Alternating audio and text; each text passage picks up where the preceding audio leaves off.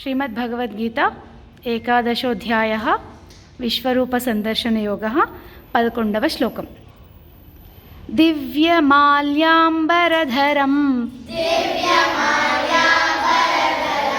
दिव्यगन्धानुलेपनं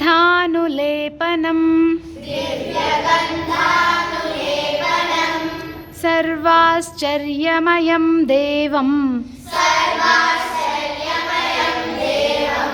अनन्तं विश्वतोमुखम् दिव्यमाल्याम्बरधरं दिव्यगन्धानुलेपनं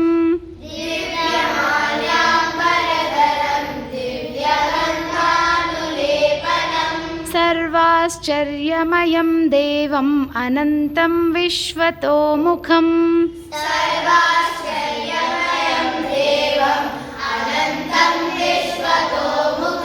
दिव्यमाल्याम्बरधरं दिव्यगन्धानुलेपनं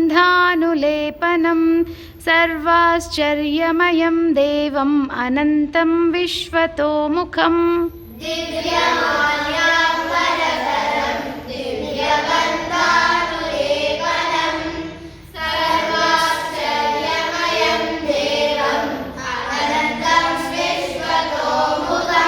जय श्री राम।